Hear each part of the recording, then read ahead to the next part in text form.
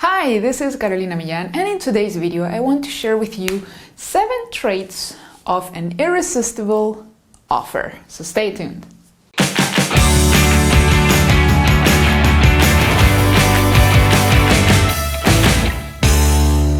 If this is the first time you're watching one of my videos, then go ahead and hit that subscribe button or follow button, depending on where you're watching. If you're on Facebook, LinkedIn, YouTube, I would love to have you as a part of my community. So go ahead and click that button because your support is what helps me create more quality content for you.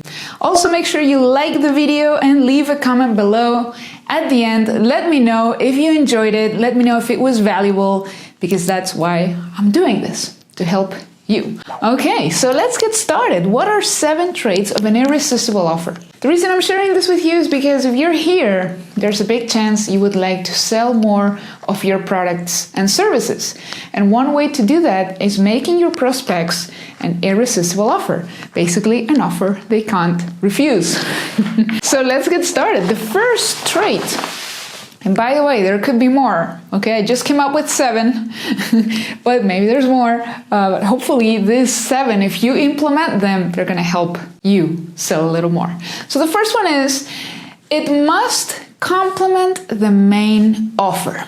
So what does this mean? When you create an irresistible offer, usually what you have is one main product or service that you're selling, and you add bonuses or extras or add-ons or however you want to call them.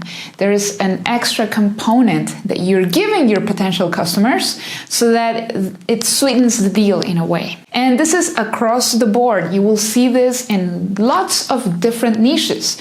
When people go buy a car, normally the car manufacturer or the car dealer, they're going to give you something extra when you take action, when you buy the car. Sometimes they'll give you replacement tires for free, or they'll give you some kind of warranty. They'll give you something so that you don't just walk away with the car, but you walk away with something else. Now, you see this a lot more when it comes to digital products. Why? Because it's very easy to bundle them up without necessarily increasing your costs. With physical products, it's a little harder to give people a bunch of stuff for free, right? Because it's gonna minimize your margins a little bit. You can still manage it. You can still give people, hey, buy 2 for the price of 1 when it comes to supplements or clothing or whatever, right? Food, anything. But with digital products, it's so easy to give people, hey, here's another course. If you buy this course, you'll take this other course for free. What is the issue there? Some people bundle up a bunch of completely unrelated stuff. And then what happens? You end up overwhelming your prospect. Why is it so important that what you give them is a complement to the main offer? Because that way it will make sense to them. For example, if you are here and you want to buy one of my courses, for example, let's say I have a Facebook course or a branding course, and you want to learn how to advertise on Facebook. So, okay, great. Carolina has a course on how to advertise using Facebook ads. Great. And then I offer you, hey, how about when you grab my Facebook course, you also get my Instagram course for free. Now you can see how these 2 courses are related in a way. Obviously, Facebook ads, when you advertise on Facebook, because Instagram belongs to Facebook, your ads will show on Instagram, right? But I could have a course where I teach you branding or content creation for Instagram. And it's gonna make a lot of sense to you. Okay, that's great. I get the Facebook course and the Instagram course. Boom, great. And I give it to you for free. Let's say this course was $197 and this other one could be, I don't know, $97 or something, and I give you both courses for just that one payment. So this is complementary. However, if I gave you a course on, I don't know, weight loss, or how to repair your car, or a bunch of free ebooks that have nothing to do with Facebook or Instagram or anything, it would overwhelm you. And it would not make the offer so irresistible, because it wouldn't make sense to you to get a recipe book or a diet book when you're buying a Facebook advertising course. So whenever you're bundling things together, pay attention. Does it make sense? Is this going to help my prospect make a decision, or is this going to overwhelm them? Don't throw in a bunch of courses and free ebooks together if it's not serving your customers. So that's the first thing. The second thing, and this is very related to this, when you're adding bonuses specifically, you should always have bonuses, right? But when you have the full bundle of everything you're gonna give people, it should have a perceived value of 5 to 10x their investment, okay? So whatever you're charging them, it should be 5 to 10x value perceived on top of what they're paying. So back to this example, if I'm selling you a $197 course and then I give you a $97 bonus, I should figure out a way to give you at least 5x to 10x the value. So how much would it be if you're paying $197? What would be 5x the value? Roughly $1,000, right? So I should give you about $1,000 worth of value all the way up to 2000, right? 1997, okay? 1997, roughly, that would be like 10x, okay? 1970, that would be exactly 10x the value. So what does this mean? Now I need to enhance my offer, now I need to enhance my bonuses, and provide even more stuff that will complement that main offer, that main Facebook course. Here's what I do when I really want to sweeten the deal and really want to increase the value. Usually I would do this with higher ticket products, but this is just an example. But I would throw in some one-on-one coaching, especially if you're just getting started, if you have the time, if you right now have a little more time than money. Let's not forget that time is more valuable than money. That is out of the question. But let's say you really want to make some sales, you really want to help people, you have the time to do it hands-on, throw in a bonus where you give them one-on-one time with you. What for? So that you can help them implement the stuff they're going to learn in the other courses. And something like this, right now, I value my time at about $1,000 an hour, something like that. But if you're just getting started, I would say no less than $197 an hour. From there up, if you're just getting started with coaching. If you feel comfortable valuing your time at $100, hey, that's okay, that's up to you. This is just my recommendation when you're creating an irresistible offer. What else can you add? Throw in a couple other courses. Remember, as long as they are related to the main offer. Don't throw in random stuff, okay? So that's one thing. Another thing could be a free trial to something else. Let's say you have a membership site or a membership program related to marketing in this case, right? I used to have, I don't have it anymore. I actually closed down my inner circle for now because I'm restructuring my company, I'm restructuring my offers. So for now I put it on hold. But I had a membership program, right? So what I would do sometimes was to give people either a free membership for like a whole year or a 30-day trial, depending on the offer, depending on how expensive or how high the ticket is of what I'm selling. And then I would give them my membership for free for a certain amount of time. You will see a lot of people do this. Dean Graziosi, for example, I got free access to his Inner Circle membership when I signed up for the KBB program, the Knowledge Broker Blueprint program, which, by the way, get ready because it's coming soon. Again, you'll be hearing about it from me in a couple months. So add stuff, but remember, not just stuff. Don't just pile up things until you get the 5x, 10x value. Make sure it's valuable and make sure it's helping people, not overwhelming, okay? The third trait is to give them what they need, but sell them what they want. Usually, and you can probably relate to this, people normally buy what they want, not what they need.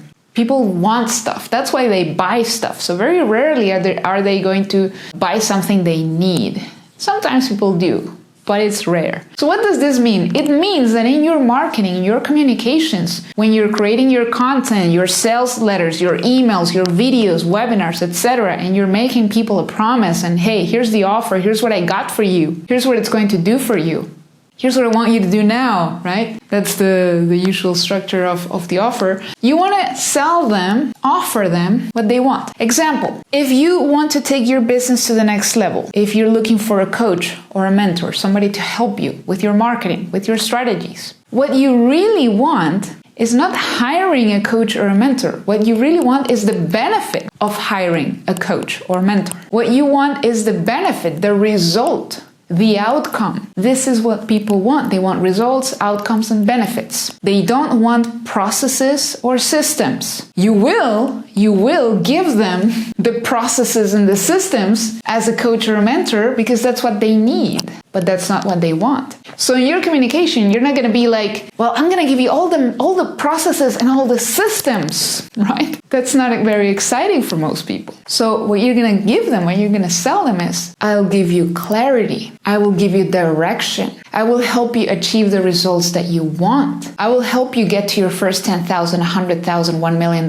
whatever that is that you're going to do for people. I'm going to be there by your side. I'm going to provide guidance. You'll be able to ask me questions. You will not be lost anymore. You'll have somebody guiding you along the way, somebody that's already been there, done that. That's what you're selling them. But then when you sit down with them and do the coaching or the mentoring, you give them what they need. You give them the systems, you give them the structures, you give them the deadlines, you help them set the goals, etc. You provide what they need. The same applies to anything that you're selling. So when somebody, and I'm going to give you another example, like not related to marketing, like when you're buying chocolate, you're not really buying the ingredients. You're not really buying the sugar. You're not buying fat. Right? What do people want when they buy chocolate? They want comfort. They want the pleasure of eating chocolate. And I'm saying that because I love chocolate. I know some people don't love it, but that's okay, right? You catch my drift. If you give someone, if you sell them in your communication, in your marketing, if you were honest about what's in the chocolate, you would be selling them carbs and fat and sugar and stuff like that, right? So you give them what they want, which is the pleasure, the feeling, the benefit of eating chocolate. And if you're selling a really good quality chocolate, which by the way, usually I buy organic chocolate, non-dairy, etc. That's the kind of chocolate I do my best to buy. It doesn't always happen, but that's the chocolate I look for. So you're still giving me something good, right? You're giving me what I need to achieve the feeling, the comfort, the benefit of eating chocolate, whether it's a health benefit or a mental, emotional benefit. You follow? Cool. So give them what they want. Sell them what they want. That's what I meant. Give them what they need. If you sell insurance, same thing. People don't want insurance. They need insurance. What do people want when they buy insurance? They want peace of mind, right? They want to feel at ease. They want the benefit of the insurance. They want to be able to sleep at night knowing that they have this insurance. They want comfort for their families. When it comes to life insurance, hey, if I'm no longer here, I want to make sure my family is taken care of. They don't want the monthly payments. Oftentimes, people don't even read the whole policy. I know I usually don't read the whole thing. I just want to know that it's going to give me what I want. That, hey, if it's car insurance, I just want to know that if I'm in a car accident or something happens to my car, that I can take it somewhere and it's not going to cost me thousands upon thousands of dollars to fix it. There's an insurance in place. Okay, that's number 3. Number 4. Okay, number 4. It should be easy to understand and to buy. So for your offer to be irresistible, it should be easy for your prospect to understand what you're giving them, and it should be easy for them to buy it. Don't give people 10 different options. Don't overcomplicate things. Simplify your offers.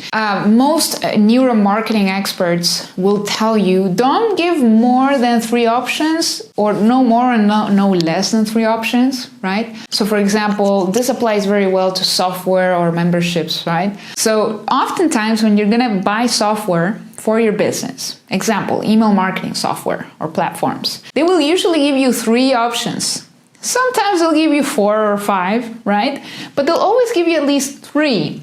There's going to be a basic, there's going to be an intermediate, right? And there's going to be like a professional or advanced or whatever. So there's the pro, the intermediate, and basic. And the same thing applies to other types of products and services. If you think about milk, you have low fat, half, and then full, right? Or you have 3 different sizes sometimes, right? So think about that. Like, look around you and see how lots of different products give you 3 options. So make it easy to understand. Don't give them 15 options. If you think about cars, again, for example, the last car that I bought, I have a really beautiful Mercedes. I love my Mercedes. There were 3 different models. There was like a basic one, there was an intermediate one, and then there was like the full AMG version with like all the fancy stuff. I went for the intermediate one. I didn't need to pay extra for fancy stuff I was not going to use. For example, the glass roof thingy, I used to have that in a previous Mercedes. I never used it, and I had to pay like thousands of dollars just to get the roof that I was not going to use. So I was like, okay, you know what? I'll just stick to the intermediate. The extra money that I'm saving here, I can invest it on Facebook ads. Like, that's the way I see it. That's my logic when I save money on stuff that, you know, it's an expense really, a car. It's not an investment. So they'll give me 3 options, right? So analyze that and you'll see in many different industries, you'll see 3 options. And it's rare to see more than 5, like for the same car model, for example, or for the same software, okay? Look at that. So that will help you make it easier to understand. We'll give people 3 options or up to 5 so that it's easy to buy. And also, when it comes to making it easy to buy, what you want to do is you want to give people a simple checkout form, little summary of what they're getting, and a place where they can put their credit card details, right? And a little button, and that's it. Like, don't send people to like multiple pages and have them go through a bunch of hurdles when they just want to give you money. Sometimes people are like, okay, yeah, I want this. Please, here, take my money. Don't complicate that process. Make it super easy for them to click a button and check out. And this doesn't mean you don't want to have upsells and stuff like that, like after they buy, that's fine, but that's after they bought. You can add a little more complexity to your funnel. If you want to have an upsell, a downsell, bump, offer bump, any of those things, but you made it easy for them to get to the checkout in the first place. That's what you want to do. So that's important. And again, if your product is a little more complex, perhaps make a video tutorial. Teach them about the product. Teach them about the features. Although, hey, most people don't just want features. We go back to what we said before. Sell them what they want. They want the benefits, right? So make a video, make a tutorial, tell them what it is that you got for them, make it super easy, simple to understand. Okay, here's what I got, here's what it's gonna do for you, here's what I want you to do next. Those 3 steps. So that's number 4. Number 5, I'm gonna try to fit it here to save paper. By the way, time out. I moved to a new apartment recently. If you've been watching my videos, you'll notice this is a slightly different setup from where I usually record my video. And a video like this I would have done on my whiteboard, but we haven't hung my whiteboard yet. So for now I'm using my flip chart. And let's face it, it's not super friendly to the environment. I only use my flip charts when I'm doing like live events, online events, where it's super easy to use the flip chart. But yeah, so that's why I'm gonna try to fit this here. Number 5, it should be low, okay, to make your offer irresistible. It should be low or 0 risk. What this means is, my friend, you should take all or most of the risk. Make it really easy for people to access your offer and make it very easy for them to perceive that there's like no risk. Example is giving people a 30-day money-back guarantee, which is like a very common thing to do. When it comes to info products, online courses, most online courses you'll see they have a 30-day money-back guarantee. But when it comes to coaching, to mentoring, consulting services, which I do a lot of consulting, coaching, you don't want to give people a money-back guarantee because your time is directly related here, right? You'll never get your time back, okay? So for that kind of business model, what you want to offer people to lower the risk, okay, is you want to offer to continue to help them. You want to offer them an additional support if they got like no results. If they at least got the initial result, if they got sales, if they saw a difference in their life and their business, awesome, great. If they didn't get the result you promised them, then offer to continue to help them after the sessions or meetings or whatever are done.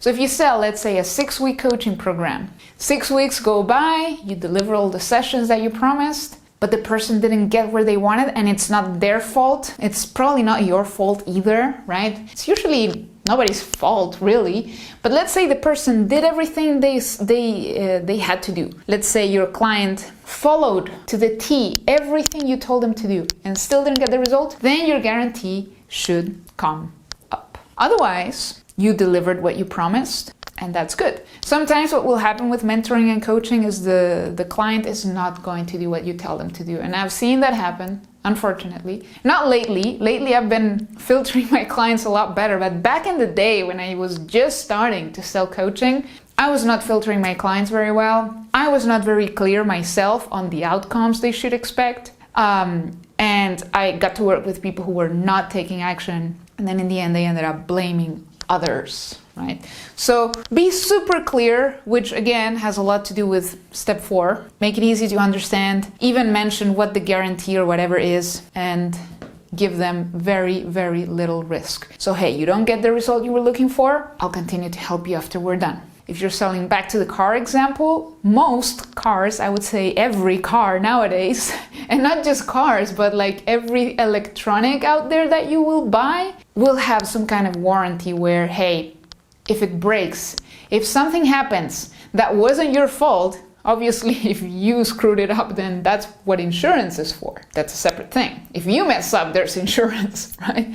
But most products come with a certain kind of warranty where, hey, bring it back, we'll give you a brand new one. Okay, awesome. They'll give you a year sometimes, or 2 years. You can buy extended guarantees, etc., etc., etc. So that's how you do that. That's 5. We got 2 more. The sixth trait of an irresistible offer is it has to provide urgency, scarcity, exclusivity. So it could be one or all of them or 2 of them. I would say at least 2 of them. It will depend on the niche, on the market that you're in. But I'm going to go back to the info products example because that's what I do. So for example, when it comes to selling coaching, it's super easy to offer people scarcity. Why? Because coaching means they get to hire you, they get to work with you. So they kind of get the fact that there's only one of you. So basically you can only work with so many people a month or a day or a week. So if you open up a certain amount of slots, hey, I've just opened 5 slots in my coaching program, I'm only going to work with 5 people, you're providing scarcity. At the same time, by mentioning that, you're providing a certain amount of exclusivity. I only work with 5 people a month. That's it. So there's a little bit of exclusivity. Not everybody gets to work with you, right? And to provide urgency, hey, here's what you need to act now. What you want to give them is a certain amount of time to sign up. You also can increase the urgency by providing fast action bonuses, which brings us back to some of the previous steps that I mentioned here. So, hey, the first 2 people that sign up are going to get double the sessions. Let's say you're selling a 6-week coaching program. The first 2 people are going to get 12 weeks. That's just an example. I wouldn't recommend you do that.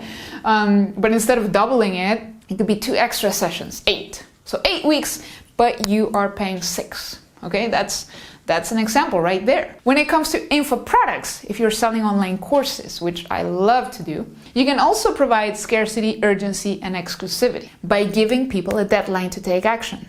The scarcity and the exclusivity can be provided by giving people a certain amount of spaces that are available. Especially if you're selling an online course that is at a premium price, and that could include group coaching, group mentoring, where you give people monthly webinars or weekly coaching calls in a group environment where, again, your time is limited. So you can only work with a certain amount of people every month. So you can provide a little bit of scarcity, okay? But at least there's gotta be urgency. Like you got to add urgency. If you're selling an online course at a more massive scale, like there's no coaching or anything, so you can sell unlimited copies, people perceive when you provide fake scarcity, like, hey, it's a digital product. How is it going to run out? So it doesn't have to run out, but what you can do in this case is offer people different like tiered prices. prices. What this means is, okay, the first 10 people get the course for $100. The next 20 people will get the course for $200, and so on. So you can have different tiers where there will be different price points. That's one thing. Then, and that's going to help you generate a little bit of scarcity. The next thing is providing fast action bonuses, which I mentioned before. Hey, the first 15 people are going to get an hour coaching with me when you sign up for this course. Then the first 15 or 20 people are going to get free access to another one of my courses, and so on. So you see how a few of the things I've already told you in this video are going to get together in a way, right? They relate to each other. So fast action bonuses are a very, very, very good way of forcing people to take action now, fast, generating urgency. And if you make those bonuses irresistible, following the first thing we said, if they complement the main offer, sometimes they will want the bonuses even more than your course, even more than the main thing you're selling. So make those bonuses as sweet and irresistible as possible. Give them the results they want. Scarcity, exclusivity, and urgency. That's number 6. And number 7, which we can easily fit over here, is focusing, okay? You want to focus your offer on benefits. Focus on benefits, not features. Now, you know, there are 2 types of buyers out there. You have the logical buyers and you have the emotional buyers. And the emotional buyer is the one that's not going to care much about the features. The emotional buyer just connects with the benefits mostly, connects with you, loves your message, loves what you stand for, loves your brand. You launch something, they want it. That's the emotional buyer. They're not gonna think it through that much. They'll be like, oh, this is just what I need. Give it to me, I want it now. Where do I buy? The logical buyer is the one that's gonna wanna think it over a little bit. They will want to sleep on it.